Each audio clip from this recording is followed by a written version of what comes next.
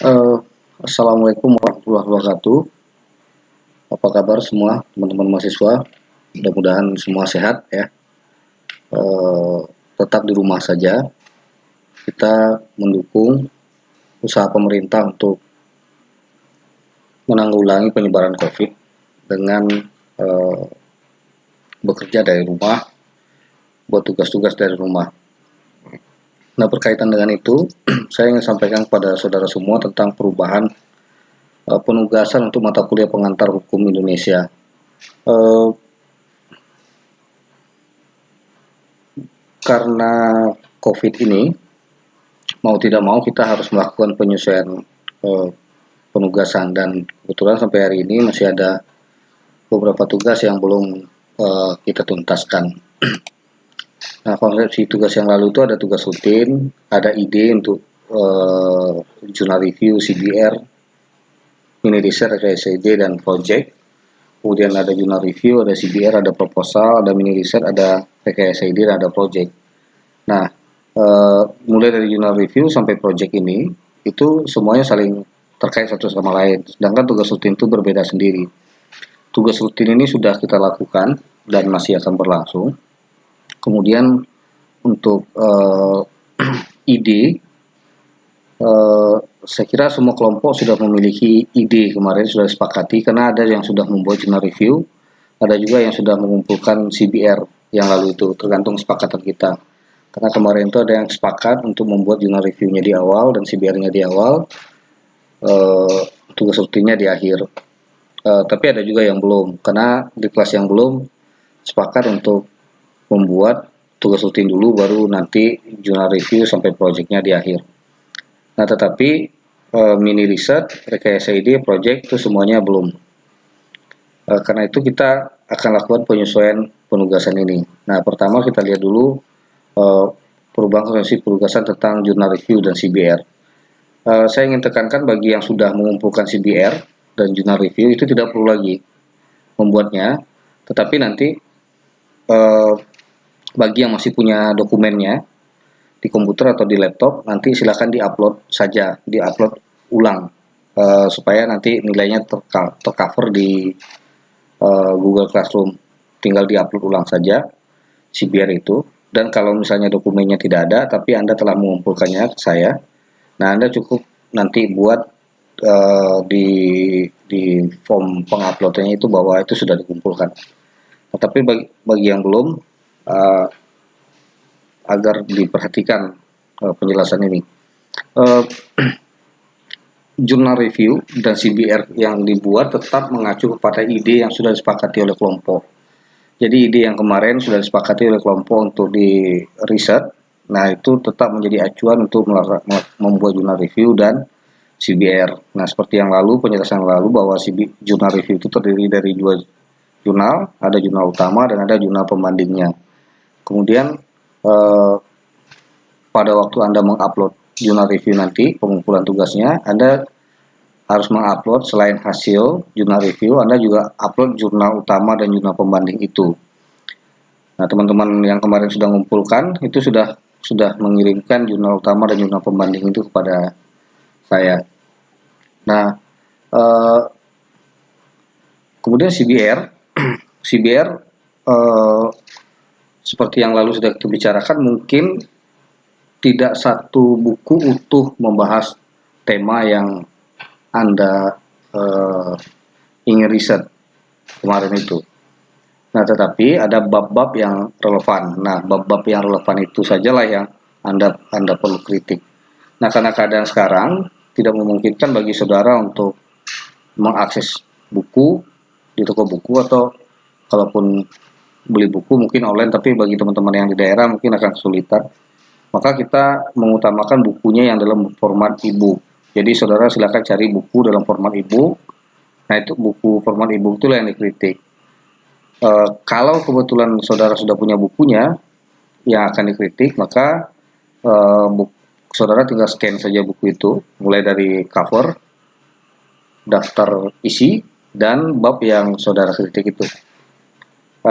Nanti buku e-booknya atau scanan bukunya itu dikumpul juga pada saat saudara mengumpulkan hasil CBR saudara ini.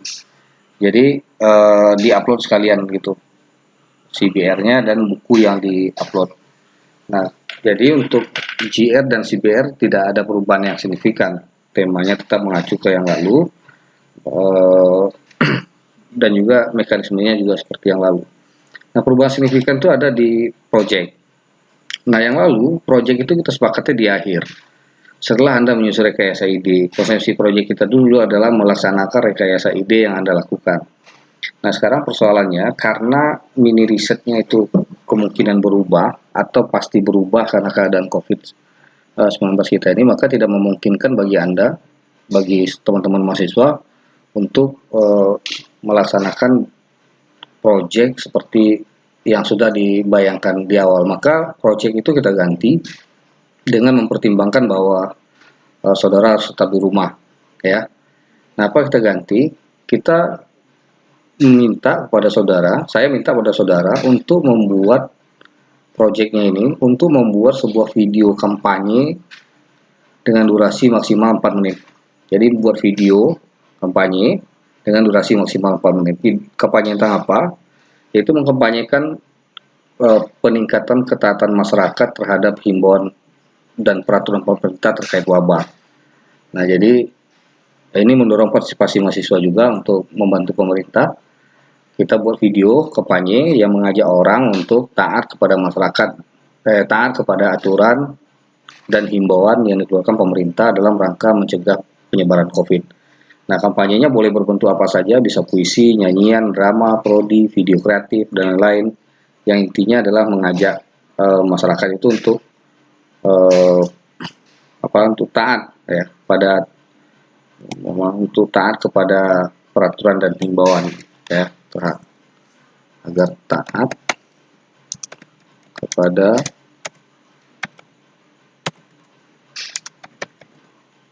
himbauan.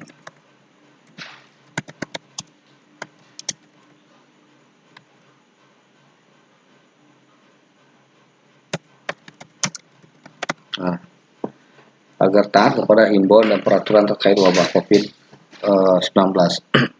Nah, cuman video kampanye ini kemudian Anda dilarang untuk membuat konten yang berpotensi untuk menyinggung suku, ras, etnis, dan agama, serta kelompok-kelompok tertentu. Misalnya ada organisasi-organisasi tertentu atau komunitas-komunitas tertentu gitu. Tidak boleh melakukan itu.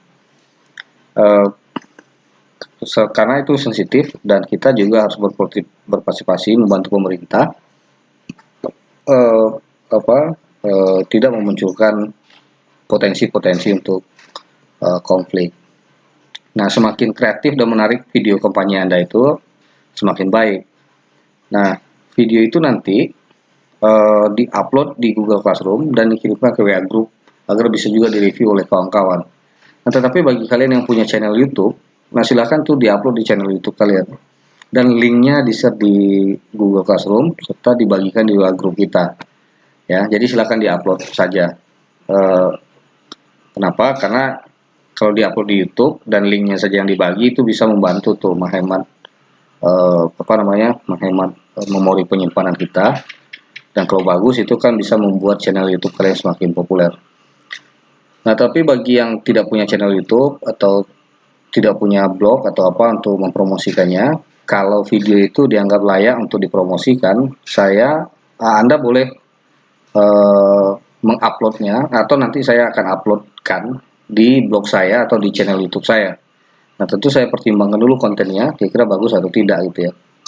Nah, tetapi agar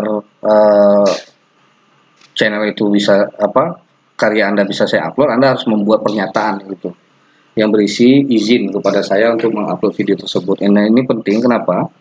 Karena proyek yang akan dibuat oleh mahasiswa ini oleh Anda ini adalah karya mahasiswa. Nah, kita menghargai karya intelektual itu. Karenanya kalau misalnya saya walaupun dosen mengupload karya kalian itu harus dengan seizin kalian, kira-kira begitu. Dan itu harus mulai kita biasakan dari sekarang. Karena bagaimanapun sekarang kalau kita mempublikasi kepada publik itu dia memiliki nilai-nilai tertentu gitu. Nah, jadi kita mulai menghargai karya-karya yang dibuat oleh orang lain. Saya menghargai karya yang dibuat oleh Anda. Jadi kalau Anda tidak punya media untuk menguploadnya dan ingin diupload oleh saya, Anda harus berikan pernyataan mengizinkan. Kira-kira begitu ya. Nah, tentu saja yang saya akan upload yang menurut saya konten kampanyenya kira-kira bisa berpengaruh pada masyarakat. Nah, jadi buatlah video itu semenarik mungkin, sekreatif mungkin sebagai bagian dari proyek saudara. Tentu saja jangan sampai berbiaya mahal, gunakan saja apa peralatan yang tersedia oleh kita. Kemudian itu kira-kira tentang proyek. Jadi intinya proyek itu adalah membuat video kampanye agar orang taat kepada himbauan dan peraturan pemerintah, maksimal video itu selama 4 menit. Kemudian terkait dengan mini riset. Mini riset ini tidak mungkin lagi dilakukan berkelompok karena kita pertemuan secara fisik itu mungkin sudah tidak bisa lagi untuk sementara waktu. Maka kita juga tema atau ide yang sudah disepakati di awal oleh kalian itu mau tidak mau kemudian harus diganti karena tidak mungkin untuk dilakukan. Nah, karena itu kita ganti temanya semuanya menjadi COVID-19 dan ketaatan masyarakat terhadap himbauan dan peraturan pemerintah. Ini ada kaitannya dengan proyek tadi itu. Nah, karena berkelompok tidak mungkin lagi, maka mini riset ini kemudian menjadi tugas individu. Nah, Anda semua mengerjakannya secara pribadi-pribadi, yaitu dengan menelaah data berita-berita online terkait tema yang di atas. Nah, rumusan masalah untuk mini riset itu sudah saya tentukan, yaitu apakah masyarakat sudah mentaati himbauan dan peraturan yang dibuat oleh pemerintah terkait COVID-19. Nah, itu rumusan masalahnya. Jadi semua mahasiswa akan meriset dengan rumusan masalah ini. Nah, persoalannya karena rumusan masalah saya tentukan, maka judulnya itu bisa dibuat sendiri oleh mahasiswa sesuai dengan dengan pretensinya masing-masing berkaitan dengan rumusan masalah itu. Nah, latar belakang mini risetnya berisi gambaran fenomena perilaku yang Anda lihat, perilaku masyarakat yang Anda lihat terkait dengan himbauan-himbauan pemerintah itu. Pendekatannya kualitatif dengan metode kepustakaan. Jadi Anda mendeskripsikan dengan metode kepustakaan. Kerangka teorinya, nah di kerangka teori itu Anda harus menjelaskan himbauan-himbauan dan peraturan-peraturan yang dikeluarkan oleh pemerintah. Nah, kenapa? Karena itu penting nanti untuk melihat seberapa taat orang kepada peraturan itu. Jadi misalnya sekarang ada peraturan tentang larangan mudik misalnya. Nah, Anda bahas saja peraturan tentang larangan mudik itu, kemudian nanti dianalisis apakah orang mentaatinya atau tidak. Nah, untuk bab analisis itu didasarkan kepada pemberitaan di media massa, baik cetak maupun online. Jadi Anda tinggal cari saja berita-berita di handphone, lalu kemudian dianalisis. Nah, sekurang-kurangnya ada 4 berita ya terkait perilaku masyarakat terhadap himbauan dan peraturan itu. Nah, silakan dianalisis apakah itu sudah menunjukkan ketaatan atau belum menunjukkan ketaatan, kira-kira gitu. Nah, kemudian setelah Anda lakukan analisis, Anda buat kesimpulannya yang menjawab rumusan masalah ini. Rumusan masalah tadi, apakah masyarakatnya sudah taat atau belum, kira-kira begitu ya. Nah, kemudian mini riset itu ditutup dengan saran dan solusi yang saran yang berisi solusi, kira-kira itu. Saran yang berisi solusi dari Anda berdasarkan hasil kesimpulan mini risetnya. Itu kira-kira tentang mini riset. Nah, jadi intinya Anda meriset apakah orang sudah taat atau belum terhadap himbauan pemerintah dan peraturan-peraturan yang dibuat oleh pemerintah terkait COVID-19. Dan yang Anda riset itu adalah data yang Anda gunakan itu adalah berita-berita online tentang perilaku yang menunjukkan taat atau tidak taat masyarakat terhadap himbauan dan peraturan itu. Berikutnya itu tentang mini riset ya. Kemudian terakhir tentang rekayasa ide. Rekayasa ide ini berkaitan dengan mini riset tadi. Nah, kalau di mini riset itu Anda sudah menghasilkan saran yang berisi solusi dari kesimpulan ini, ya, maka saran ini lalu Anda konkretkan di rekayasa ide. Nah, jadi rekayasa itu adalah konkretisasi temuan Anda di di mini riset. Nah, konkretisasi itu tentu kemudian saran tadi itu kemudian berisi bagaimana itu akan bisa dilakukan dengan efektif misalnya. Jadi ada tahapan-tahapan, ada langkah-langkah dari solusi yang Anda tawarkan. Nah, agar dia mengacu pada sebuah pedoman rekayasa ide ini, maka penyusunan rekayasa ide ini mengacu pada panduan program kreativitas mahasiswa gagasan tertulis PKMGT. Nah, Anda tinggal cari di Google panduan PKMGT-nya dan unduh, dan kemudian lihat di situ bagaimana pedoman penulisan gagasan tertulis. Nah, kenapa kita gunakan ini? Karena ini adalah ide yang sedang kira-kira begitu. Jadi nanti kalau misalnya muncul dibuka PKM, Anda bisa mempertimbangkan bahwa rekayasa ide itu bisa dilaksanakan. Kenapa? Karena ini ada basis risetnya, kira-kira begitu. Jadi masing-masing kalian itu nanti bisa menggunakan rekayasa ide ini untuk ikut perlombaan PKM dengan gagasan tertulis. Nah, kira-kira gitu ya. Jadi itu kira-kira penugasan kita. Saya ulangi ya. Project tetap seperti yang lalu. Jurnal dan CBR tetap seperti yang lalu. Ya. Kemudian project kita ganti dengan kampanye ketaatan masyarakat terhadap himbauan dan pemerintah. Video kampanye, lalu mini riset juga menelaah tentang ketaatan masyarakat terhadap himbauan dan pemerintah dan rekayasa ide konkretisasi dari mini riset itu. Nah, kapan dikumpul? Nah, ini deadline-nya. Jurnal review nanti tanggal 5 Mei 2019, CBR 5 Mei 2019, kemudian project 8 Mei 2019, mini riset 12 Mei dan rekayasa ide 19 Mei. Jurnal review dan CBR ini tanggalnya sama karena Anda membuatnya sekaligus. Kenapa begitu? Karena CBR ini menggunakan GR jurnal Anda tadi sebagai pembandingnya. Jadi saat Anda mengerjakan jurnal review, Anda juga bisa langsung mengerjakan CBR. Karena itu tanggal pengumpulannya kita buat sama. Sedangkan project tanggal 8 Mei itu karena project pembuatan video mungkin tidak butuh waktu terlalu banyak. Kita tidak sedang membuat film, tapi sedang membuat sebuah kampanye singkat ya, dengan durasi maksimal 4 menit. Dan saya kira itu tidak butuh waktu berhari-hari.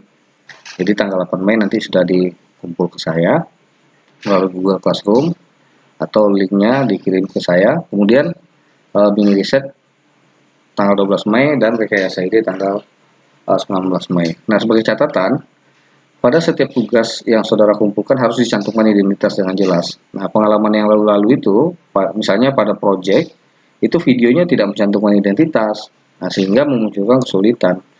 Kesulitan yang dimunculkan itu antara lain, saya waktu mengunduh dan mencoba menilainya, itu tidak tahu tuh punya siapa tuh videonya. Apalagi ini sifatnya individu-individu kan. Dan kemudian kalau Anda tidak mencantumkan identitas Anda bisa kehilangan hak atas karya cipta karena Anda tidak memiliki tidak mencantumkan identitas di situ. Nah, dengan ada pencantuman identitas itu karya Anda tidak bisa diplagiat oleh orang. Kira begitu ya. Dia menjadi hak cipta Anda dengan sendirinya. Nah, jadi tolong dipastikan seluruhnya mencantumkan identitas di seluruh tugas. Kira-kira begitu penjelasan singkatnya. Nanti untuk kalau ada yang perlu ditanya atau diperjelas kepada saya, silahkan dikirim melalui WA atau di WA Group atau di Google Classroom. Nanti saya jelaskan di situ. Demikian teman-teman. Terima kasih banyak untuk kerjasamanya. Semoga semuanya tetap sehat, tetap di rumah saja dan beraktivitaslah yang baik. Semakin baik tugas yang saudara buat, semakin bagus. Saya akan menghargainya. Tetapi begitupun saya memaklumi keadaan kita sekarang. Saya rasa itu untuk pengantar tugas ini. Wabillahi taufiq hidayah. Assalamualaikum warahmatullahi wabarakatuh.